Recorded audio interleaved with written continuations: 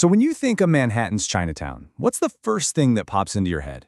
For most people, it's a really specific, vibrant picture. But behind those bustling streets and colorful signs is this deep, powerful history of struggle, of resilience, and of an incredible community.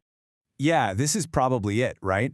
We all recognize this picture. The lanterns, the energy, the absolutely amazing food.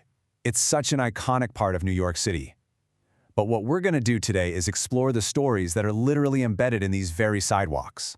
So in this explainer, we're going to peel back those layers. Think of it as a virtual walking tour to uncover the hidden history, the tough times, and the incredible spirit that built this neighborhood from the ground up. But to really get Chinatown, you have to understand what was here before it was Chinatown. We have to go way back to a place that was known all over the world for all the wrong reasons. Yep, before Chinatown, this was the infamous 5 Points. And when I say infamous, I mean it. For over 70 years, it had this international reputation as one of the most destitute places in the Western world. Many people call it the original American slum.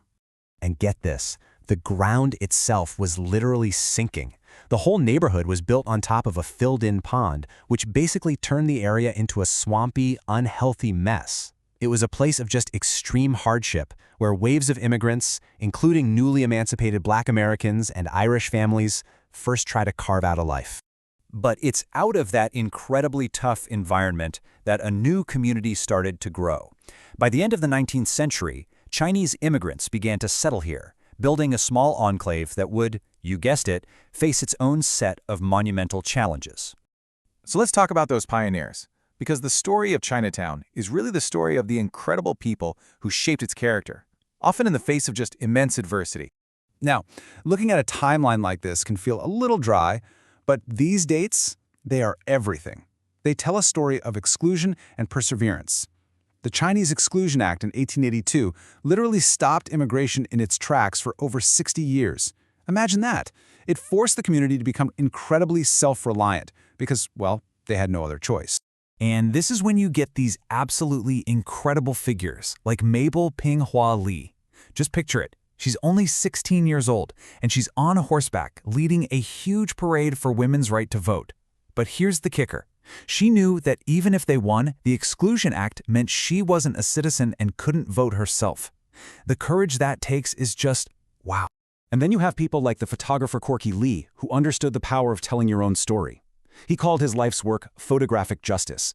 He was on a mission to document the real life of the community, the protests, the celebrations, everything the mainstream history books were leaving out. Okay, so one of the most defining moments in the neighborhood's modern history is a story that completely blindsided the city. It's about a labor dispute that changed everything. 20,000. That's how many garment workers, most of them immigrant women who everyone from their bosses to their own union thought were just quiet and obedient, walked off the job in the summer of 1982. They were protesting unfair pay cuts and really dangerous working conditions. And they rallied right here in what's now Columbus Park. Can you just imagine? 20,000 people packed into this space, shutting down the entire garment industry. It sent shockwaves through the city. And they won.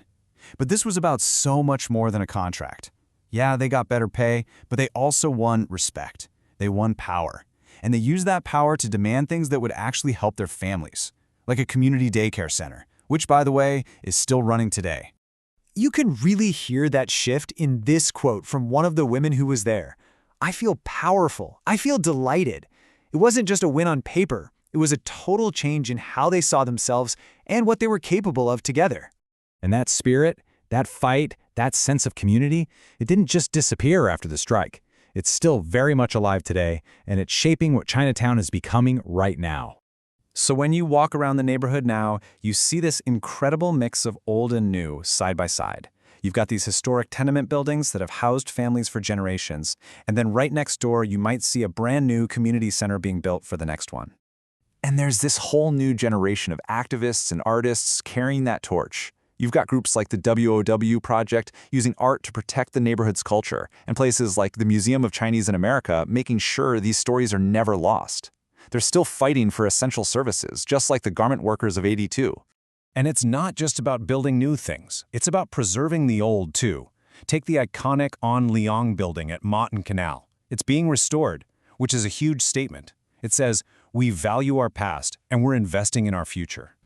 So, the next time you walk these streets, look beyond the lanterns and the restaurants. You're not just in a tourist spot. You're walking through a living history of resilience, struggle, and community power that was forged over centuries. And now you know a little bit more of that story.